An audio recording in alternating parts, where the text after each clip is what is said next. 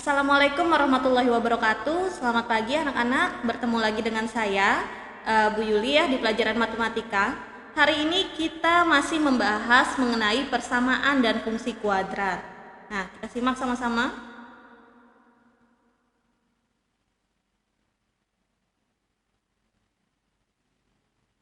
Nah, kalau kemarin kita membahas tentang relasi, hari ini kita membahas tentang fungsi kuadrat. Nah, fungsi kuadrat itu ialah pemetaan dari himpunan bilangan nyata atau R ke dirinya sendiri yang dinyatakan dengan di sini ada fungsi X. Fungsi kuadratnya disimbolkan dengan fungsi X. Nah, ini saya tunjukkan.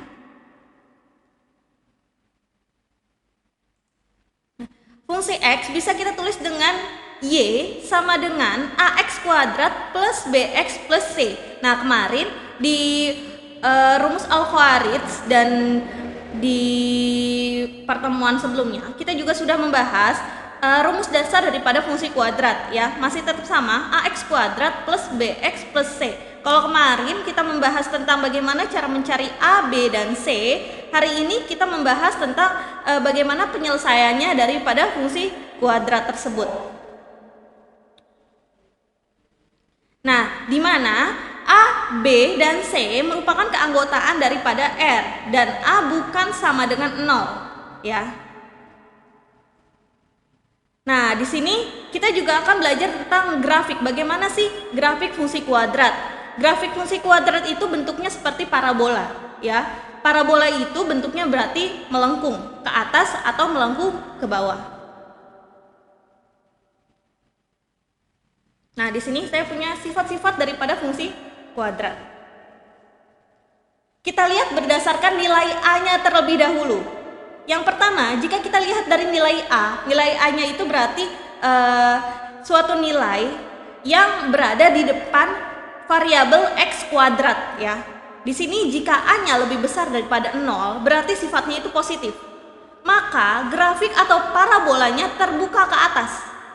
Ya, jika A-nya lebih dari 0. Fungsi kuadrat memiliki nilai ekstrim minimum dinotasikan dengan Y min ya. Jadi nilai ekstrimnya itu adalah Y. Kalau nilai ekstrim minimum disimbolkan atau dinotasikan dengan Y min. Nah, untuk sifat yang kedua, kalau yang pertama A lebih besar daripada 0, untuk yang sifat keduanya ini A lebih kecil daripada 0, maka dia sifatnya negatif. Nah, grafiknya pun adalah parabola terbuka ke bawah. Jadi melengkungnya ke bawah. Kalau tadi melengkungnya ke atas, untuk sifat yang kedua karena A-nya lebih kecil daripada 0, melengkungnya dia ke bawah ya. Nanti jadinya seperti itu. Nanti saya perlihatkan bentuknya. Kalau tadi kita berdasarkan nilai A-nya ya. Sekarang kita pelajari berdasarkan nilai diskriminan. Nah, di buku kalian ada untuk nilai diskriminan itu dirumuskan dengan D sama dengan B kuadrat dikurangi 4A dikali C atau 4 dikali A dikali C. Nah, jika D atau diskriminannya lebih besar daripada 0, maka grafik memotong sumbu X. Jadi, dia itu melewati sumbu X ya, memotong berarti melewati. Di sini ada sumbu X, nah dia melewati di bawahnya. Jika dia memotong sumbu X di dua titik yang berbeda ya. Jika D-nya sama dengan 0, maka grafiknya menyinggung sumbu X di X0, X,0. Jadi dia nempel di nilai X0 di sebuah titik. Nah, nanti kita akan lihat grafiknya ya biar tambah mengerti lagi. Untuk yang ketiga sifatnya, jika D kurang dari 0, maka grafik tidak memotong dan tidak menyinggung sumbu X.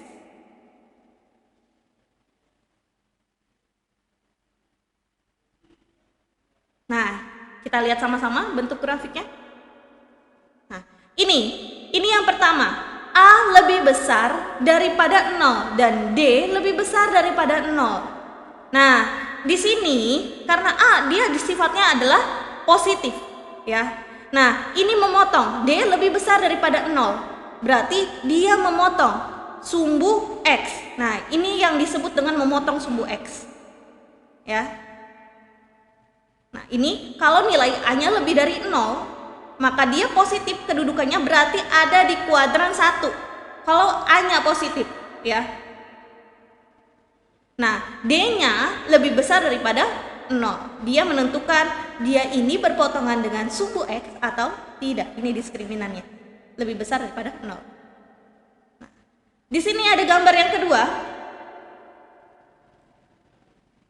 Gambar yang kedua, nilai A-nya lebih besar daripada 0, ya, berarti dia sifatnya positif dan nilai diskriminannya sama dengan 0. Kalau tadi disebutkan kalau diskriminannya itu sama dengan 0, berarti dia menghimpit sumbu X, ya. Mendekat hanya berimpit doang. Nah, nih. Kalau yang ini memotong, kalau yang ini berhimpit oleh sumbu X. Ya, jadi mengenai sumbu X-nya saja, karena simbolnya tadi apa? X, 0 apabila D sama dengan 0, X, 0. Jadi nilai Y-nya itu adalah 0, makanya dia itu berhimpit, ya. Nah, gambar yang ketiga, tadi yang gambar pertama sama kedua itu parabola membuka ke atas, ya, karena A-nya lebih besar daripada 0. Nah, ini juga masih parabolanya membuka ke atas, A sama dengan 0, tapi nilai diskriminannya lebih kecil daripada 0, ya. Kalau tadi memotong, ya, kalau ini dia agak naik sedikit, dia lebih kecil daripada 0. Yang keempat, nah ini dia parabolanya membuka ke bawah karena nilai A-nya lebih kecil daripada 0. Nah, tapi diskriminannya lebih besar daripada 0. Nah, ingat masih sama nih kayak yang nomor 1, diskriminan lebih besar daripada 0, berarti dia memotong sumbu X.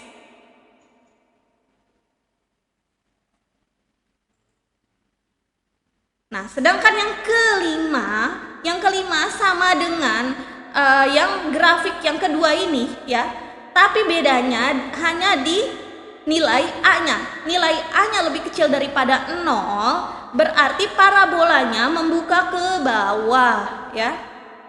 Di mana D-nya sama dengan 0, berarti dia hanya berhimpit saja. X, 0. Ingat, kalau X, 0 berarti dia berhimpit karena nilai Y-nya adalah 0. Yang terakhir gambarnya, dia masih parabola membuka ke bawah, di mana nilai A-nya lebih kecil daripada 0 dan nilai diskriminannya lebih kecil daripada 0. Jadi dia agak naik sedikit, ya.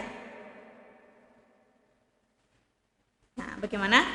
Sekarang biar lebih jelasnya, kita belajar menggambarkan grafik fungsi kuadrat, ya. Langkah-langkahnya di sini sudah Ibu tuliskan. Yang pertama, kita harus menentukan titik potong dengan sumbu X dengan syarat Y-nya sama dengan 0. Nah, nanti ada contoh soalnya, jangan takut.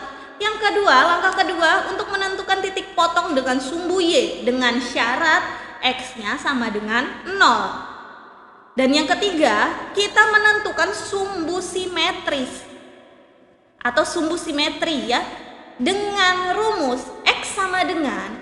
Nah, kalau tadi kita menentukan titik potongnya, sekarang kita menentukan sumbu simetris dengan rumus X sama dengan min B per 2A. Jadi untuk menentukan nilai X-nya dulu, rumusnya min B per 2A.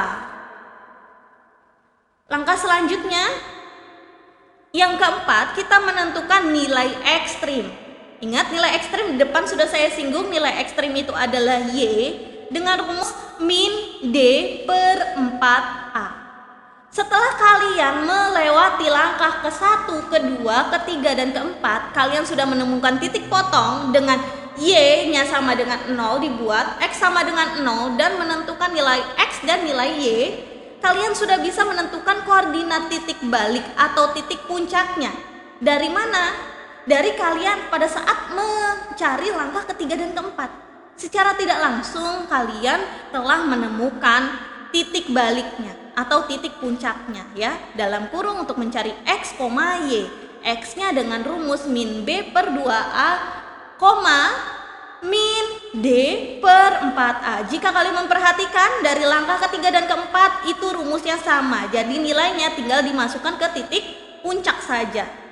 Nah, yang keenam, menentukan beberapa titik lain atau titik bantu. Jadi saat kita membuat grafik parabola, kita harus menentukan titik bantunya supaya bisa terbentuk parabola. Sini saya punya contoh soal. Gambarkan atau gambarlah grafik fungsi kuadrat dari Y sama dengan, nah Y-nya ini nilai ekstrim ya yang nanti akan kalian tentukan. Y sama dengan X kuadrat min 4X min 5. Bagaimana gambar grafiknya? Nah, cara penyelesaiannya yang diketahui pertama-tama adalah rumusnya tadi kita tulis kembali. Y sama dengan X kuadrat min 4X min 5, di mana A-nya kemarin kita sudah belajar untuk mencari A, B, dan C. Itu harus tahu A-nya sama dengan 1, B-nya sama dengan minus 4, C-nya sama dengan minus 5. Karena, nah di sini kita menentukan dulu nih, parabolanya terbuka ke atas atau terbukanya ke bawah dengan melihat nilai A-nya. Nah, karena A-nya sama dengan nilainya 1, nah 1 ini lebih besar daripada 0, maka grafiknya akan terbuka ke atas. Nah, itu adalah kunci utama. Dilihat dari nilai A-nya. Karena nilai A-nya sama dengan 1, berarti dia terbukanya ke atas. Karena nilai A-nya lebih besar daripada 0. Selanjutnya,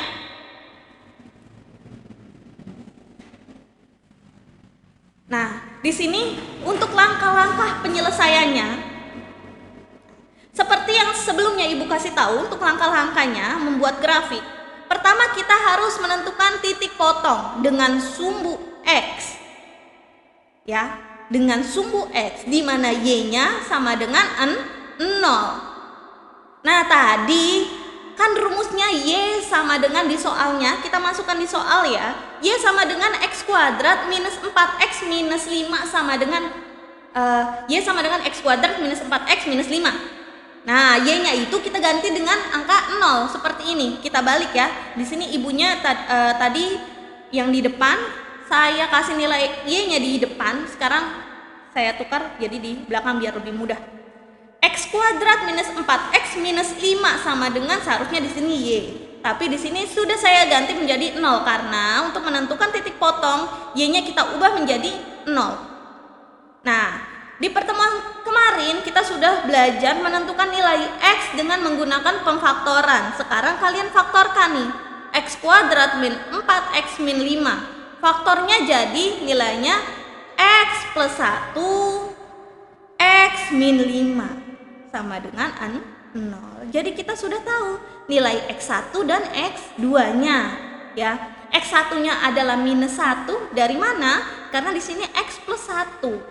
Jadi nilai X-nya sama dengan minus 1 kan dia pindah ke sebelah kanan ya. Jadi positifnya ini berubah jadi negatif. Atau X2-nya adalah 5. Nah, ini kan tadinya minus 5 ya, Nak. Nah, karena dia pindah ke kanan jadinya berubah jadi positif. Jadi titik potong grafik dengan sumbu X, titik potongnya kita sudah tahu min 1,0 dan 5,0. Nah, di sini kalian harus belajar lagi sepertinya untuk menggunakan pemfaktoran ya.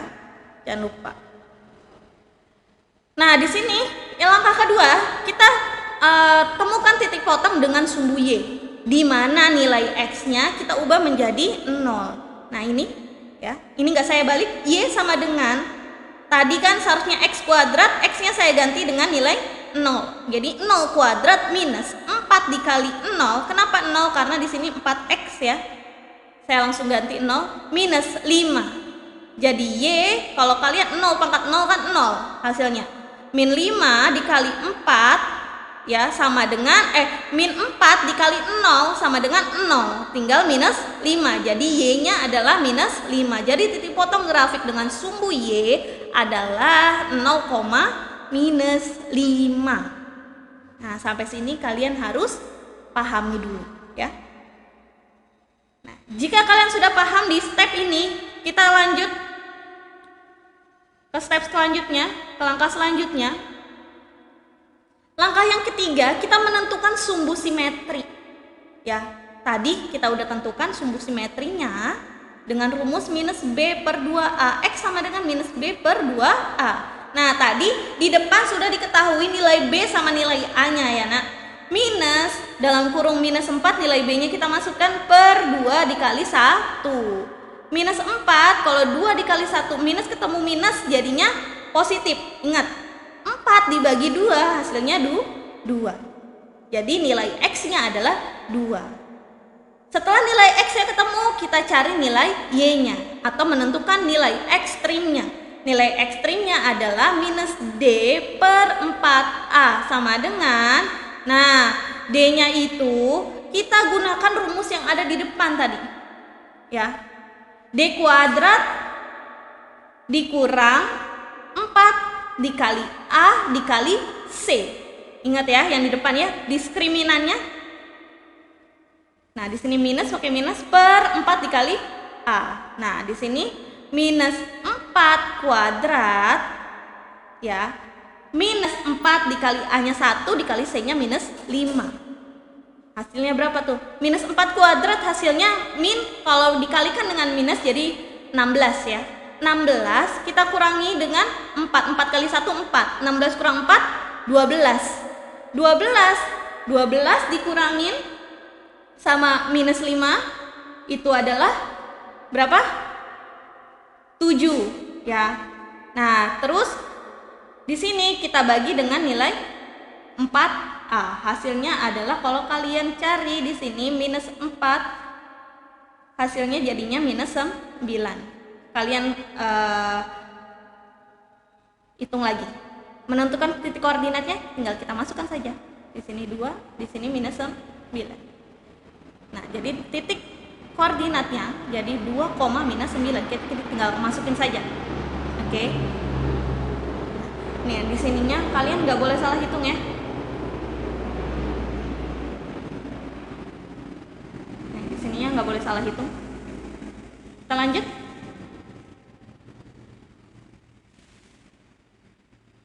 Nah, titik bantunya di sini.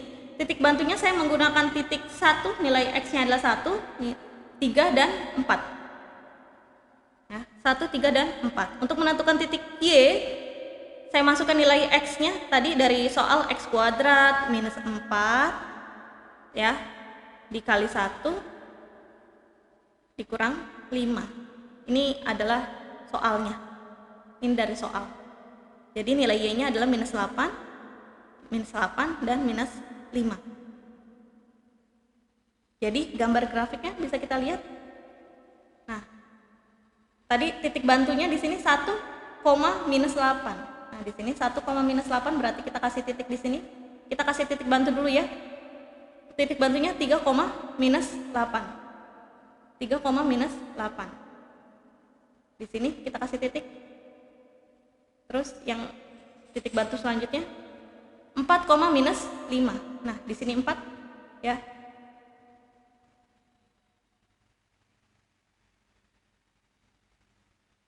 Limanya ada di tengah-tengah nih.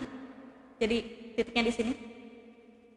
Nah, untuk titik selanjutnya tadi nilai daripada titik,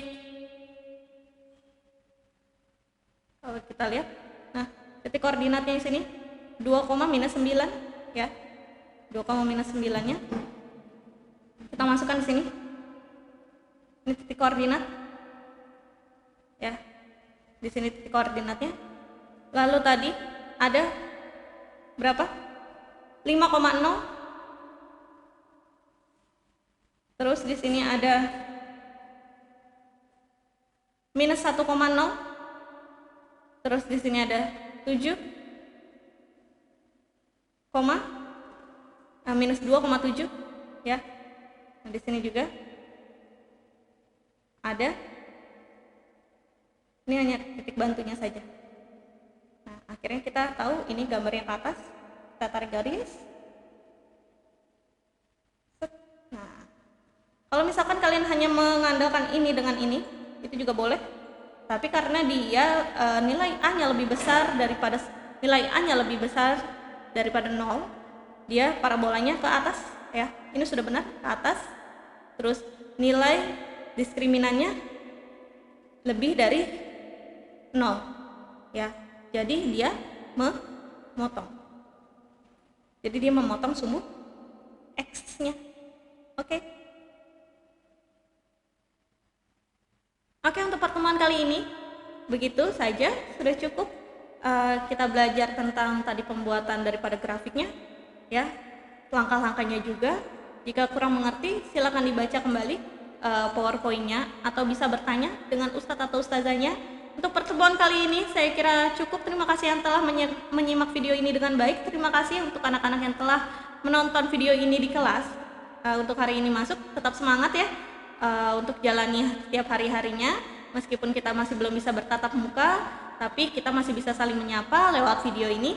Semoga kalian selalu sehat. Wassalamualaikum warahmatullahi wabarakatuh. Terima kasih.